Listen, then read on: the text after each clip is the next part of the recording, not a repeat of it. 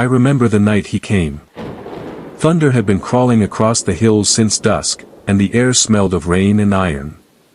The creek had risen past its banks, carrying with it branches, bottles, and the ghostly gleam of lantern light from the mill across the ridge. I was out there because my father had sent me to find our mule. Daisy, foolish creature, had broken loose again before the storm. But it wasn't Daisy I found. It was a man. Or something shaped like one. He was lying face up in the mud, one arm twisted behind him, coat torn, boots missing. The rain slicked his face till it shone pale like marble. His lips were blue. I thought he was dead, anyone would have thought so. But when I knelt beside him, a faint tremor moved through his throat. "Sir," I whispered. His eyes opened. They were not the eyes of a man who had been sleeping. They were the eyes of someone who had seen too much, seen too far.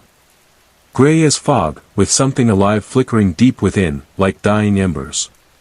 He said nothing. Just looked at me. And though I had never met him before, I felt something like recognition, as if I had dreamed of that face once, long ago. I dragged him up, arm over shoulder. He was heavy, much heavier than he looked, and cold.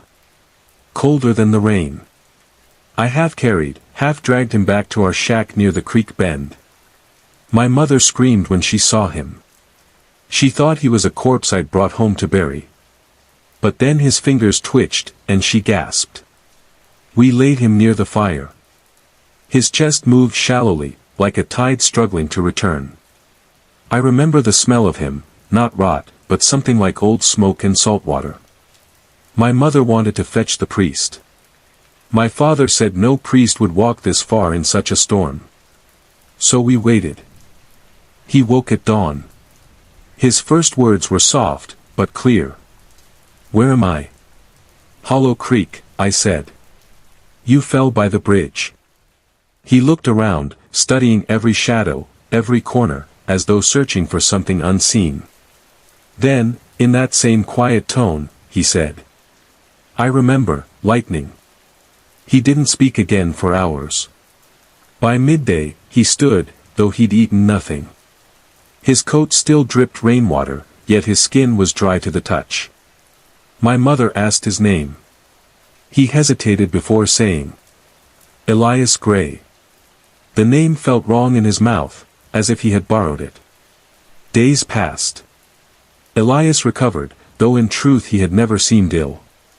He would wander to the edge of the woods each night and stand for hours, staring toward the mill lights across the water. When I asked what he saw, he said, "The same thing everyone does, only clearer." Once, I caught him staring at the family portrait above our hearth. My father's eyes were blue, mine were brown. My mother had that faint smile she always wore when she wanted to seem brave. Elias studied it a long time, then said softly, "They look alive." "They are alive," I said, frowning. He turned those gray eyes on me. For now. That was the first time he frightened me. We kept him for 3 weeks. He worked when he wished, fixed the door hinge, mended my father's old rifle. He moved with strange precision, deliberate, graceful, never tiring. One morning, I woke early and found him by the creek again. The mist was thick, and the world was white with silence. He was kneeling beside the water, staring at his reflection. Except, there wasn't one. I thought it was the fog. I stepped closer, squinting, but no matter how the light shifted, the water showed only the stones beneath. No face. No form. Just the ripples around him. "Elias," I began. He looked up sharply, like I'd caught him stealing. Then he smiled, small, polite, and hollow. "Strange, isn't it?" he said. "How water remembers what mirrors forget." I didn't answer. My voice wouldn't come. That summer was strange in other ways, too. Chickens died without cause. The mule refused to eat. My mother began waking with bruises on her arms, as though gripped by unseen hands. My father's temper grew wild. He accused Elias of bringing ill luck. One night, they fought. I woke to the sound of breaking glass. My father had cornered Elias near the doorway, brandishing the rifle he'd mended. "You bring darkness into my house," he shouted. "You bring death." Elias didn't move. He just stood there, calm as always, that half-smile still on his face. "Death was already here," he said. "You just hadn't noticed." My father raised the rifle, and fired. The shot echoed through the house, and my mother screamed. The bullet struck Elias square in the chest. He staggered once, no blood, no cry, just silence. He fell backward. We buried him that night near the old oak bridge. The ground was soft from rain, the grave shallow. My father said a quick prayer and left without looking back. By morning, the grave was empty. The next night, I heard footsteps outside my window. Slow, dragging, measured. I thought it was my father checking the barn. But then a shadow passed the glass, tall, unmistakable. When I opened the door, Elias was standing there. He was barefoot, coat torn where the bullet had gone through. His shirt was dark with something that looked like soot. But his face was calm, almost kind. "Why did you bury me?" he asked. My throat locked. "You were dead." He looked down at his chest, touched the blackened hole where the bullet had entered. "No," he said. "I was only resting." And then he smiled again, that same hollow, dreadful smile. "Death and I have an old agreement." He stood outside our door that night, the mist curling around his feet like smoke from the underworld. I remember the faint scent of damp earth and iron when he spoke. His voice was soft, steady, too steady for a man who should have been 6 feet under. "Death and I have an old agreement," he said again, eyes drifting toward the black line of trees beyond the creek. "Though, she's never been happy about it." I couldn't move. Couldn't breathe. Behind me, my mother whispered my name, her voice trembling. My father stormed into the doorway, rifle in hand again. But Elias didn't flinch. He stepped forward, and the barrel met his chest, the same place it had torn through him before. "You can't kill what's already forgotten," he said quietly. My father pulled the trigger. The click echoed hollowly, no bullet this time. Elias turned his head slightly toward me, and for a moment, his eyes changed, the gray deepened, swirling like a storm seen through water. I saw something there. Faces. Dozens of them. Screaming, reaching. Then he blinked, and they were gone. "Tell her," he said, "that I tried to stay dead." And before my father could lunge, Elias stepped back, into the mist, into the rain, and disappeared. The next morning, there was no sign of him.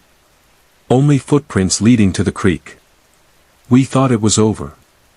My father boarded the doors, refused to speak of him again.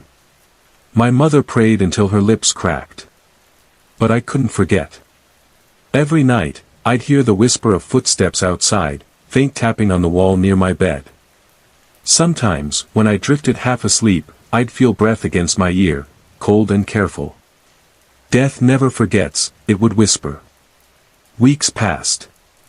Then one dawn, the mill across the ridge caught fire.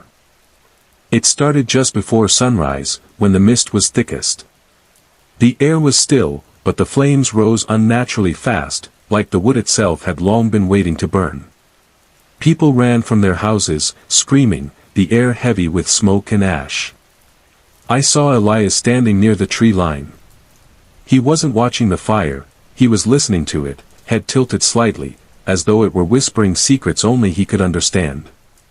I shouted his name, but he didn't turn. When the flames reached the water, the creek boiled. Later, when they found what was left of the miller's family, they said there was something strange about the bodies. Not burned, not truly. Their skin was pale as wax, and their eyes open wide, staring at nothing. That night, Elias came again. He knocked once, soft, polite.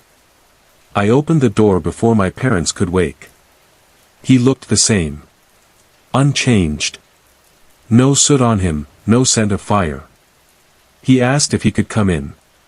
My heart said no, but my mouth betrayed me. "Why are you here?" I asked. "To rest," he said. "Just for a while." I stepped aside. He entered silently, his presence colder than the storm air. He sat by the fire, gazing into it with something close to sorrow. "I've walked this road too long," he murmured. "Every death leaves a stain. Every life I outlive adds weight to my shadow. You'd think it gets easier to die when you've done it enough times. But it doesn't." "What are you?" I whispered. He turned to me, and there was something human in his gaze then, pain, regret, exhaustion. "I was a man once. I thought death was an ending. I was wrong." He reached into his coat and pulled out a locket. Inside was a woman's face, faded, painted on ivory, her eyes kind and distant. "She asked me to live," he said. She didn't know what she was asking. I looked at him, trembling. "Did you make a deal?" He smiled faintly. "No. Death made it for me." After that night, Elias stayed. He didn't eat. Didn't sleep. He helped around the farm, though the cattle refused to go near him. My mother avoided his gaze. My father drank more than he ever had. The air in the house grew thick with something unseen, not evil, but waiting. I noticed things. When Elias touched metal, it tarnished. When he passed a mirror, the glass misted. Sometimes, I'd wake to find him standing by the window, whispering softly to the dark. I couldn't make out the words, but I could feel their weight. One evening, he found me sitting by the creek. The water was low, the current slow, carrying fragments of ash from the burnt mill. He sat beside me, his reflection again absent from the surface.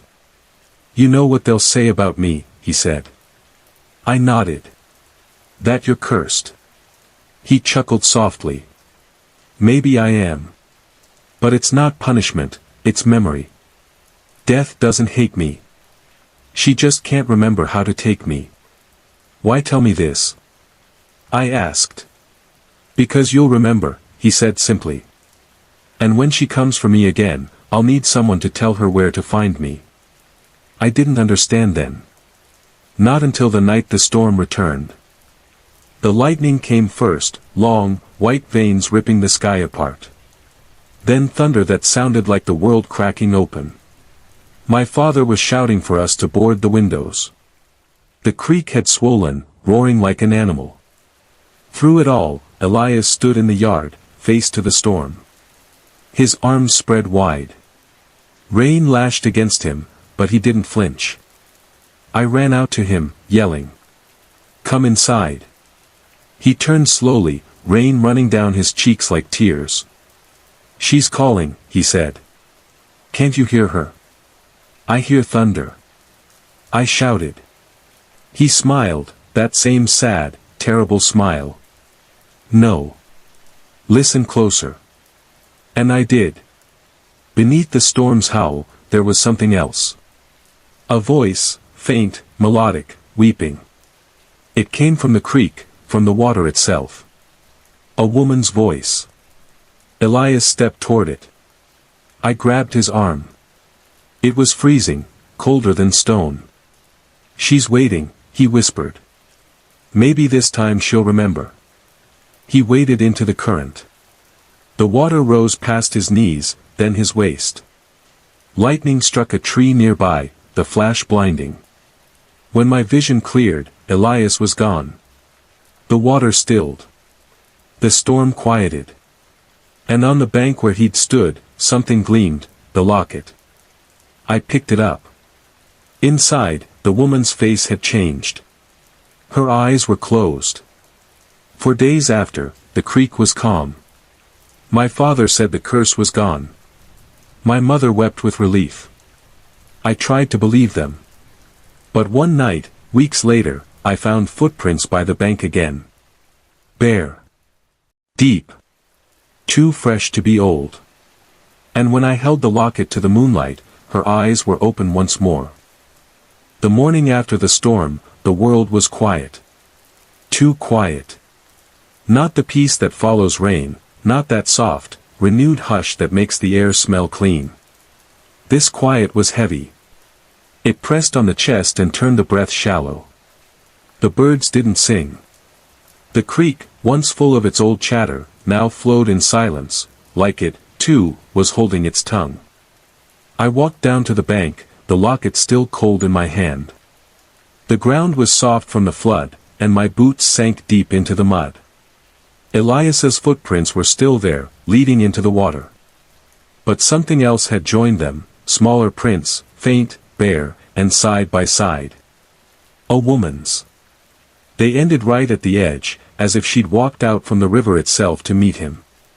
That's when I knew he hadn't drowned. He'd gone home. I told no one. My father had burned all traces of Elias's things, his coat, his boots, the blanket he'd used. My mother sprinkled salt by every window. Life tried to creep back into its usual shape, but it never quite fit again. The air in the house still felt like someone else was breathing it. At night, I'd dream of the locket. Of her face, the woman inside.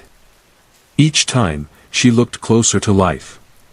Her eyes brightened, her lips softened into a faint smile. Once, I could have sworn she whispered something I couldn't catch. I'd wake sweating, the echo of her breath still brushing my ear.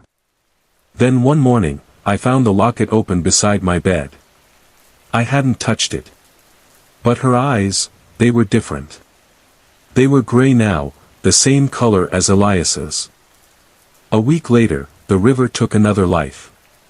A farmhand named Jonah, drowned while fishing before sunrise. They found his body 2 days later, caught in the reeds, his skin pale and unmarked, as if the water hadn't touched him. But his mouth was open, and his throat was filled with ash. That's when the whispers began again in town, of the hollow curse, of the river bride. It was an old story, older than any of us. The elders spoke of a woman who'd been promised to a man who never came back from war. They said she'd waited at the river every night until her heart gave out, and even then, she didn't leave. They said she called to lost souls, lonely men, the broken ones, the ones the world had already forgotten. Her name, they said, was Evelyn Ward. Ward. Elias's name. I remember going back through my memory, through every small, strange moment, and suddenly it all began to fit. The way Elias spoke of her, the way he listened to the river. The sadness in his eyes when he said, "She asked me to live." It wasn't mercy. It was binding. She had tethered him to her grief, and death had honored the promise. He wasn't alive, not truly. He was what lingered after the heart stops but the memory refuses to fade. A shadow that remembers how to breathe. And somehow, by saving him, I'd kept the curse alive. The dreams grew worse. I'd see Elias walking the banks again, his clothes dripping though there was no rain. Sometimes Evelyn walked beside him, her hair floating like ink in water, her hand on his arm. They didn't speak. They just walked. One night, I woke to find someone standing at the foot of my bed. At first, I thought it was my father, broad shoulders, stillness. But when lightning flashed through the window, I saw him. Elias. The water still clung to his hair, but his skin was dry, pale as dust. His eyes found mine, gentle but heavy with something like pity. "You should leave this place," he said. "Why?" "Because I didn't come back alone. I couldn't move. My throat locked. She followed me," he whispered. "She never forgets. Every time I die, she wakes me again, but the longer I stay, the closer she gets. She doesn't want me back, she wants everything I touch." He stepped closer, his shadow stretching up the wall like smoke. "You helped me," he said.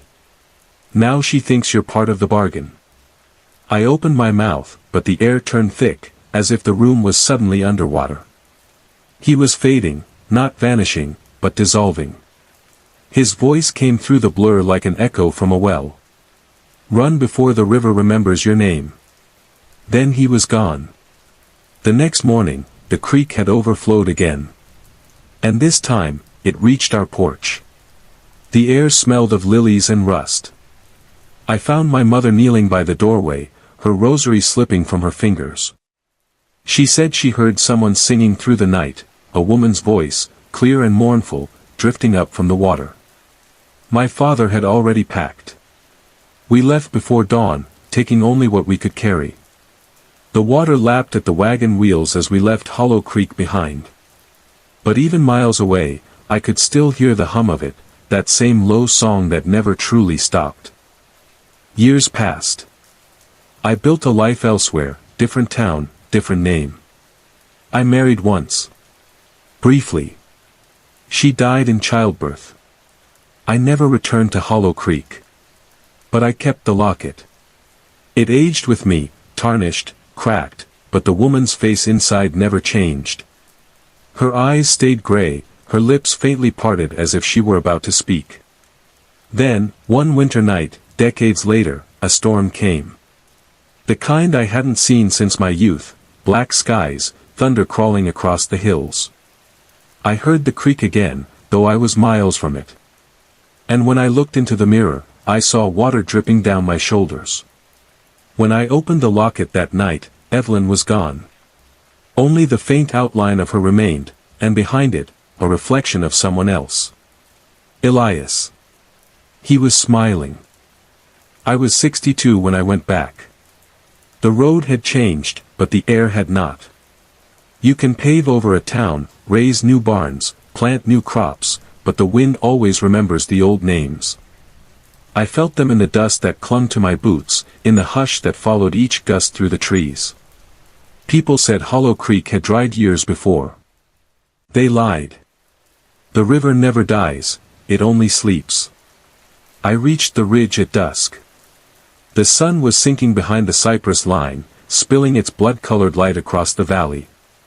From that height I could see the remnants of the mill, black ribs of timber half buried in weeds.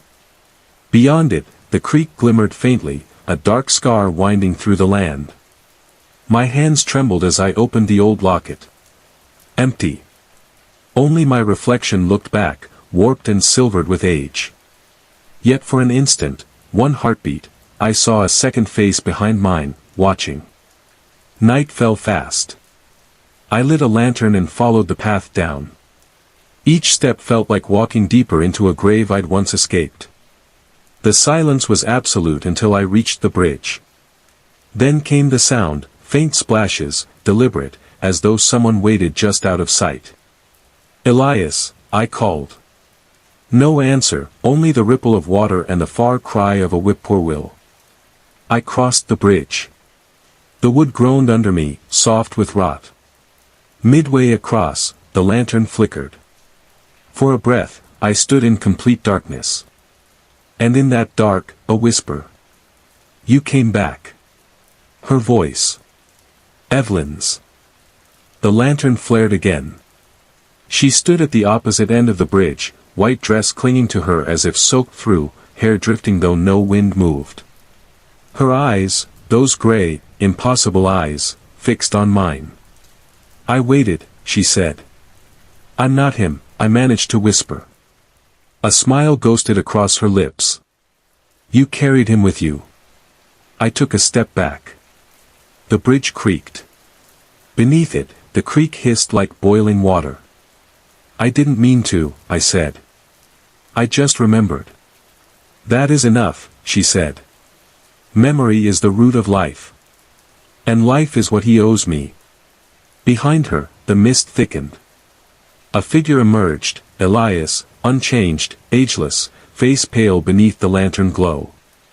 He looked tired, almost tender. "It was never meant to touch you," he said. "I told you to run." Evelyn turned, her tone soft as the river's lullaby. "You could have stayed dead, beloved."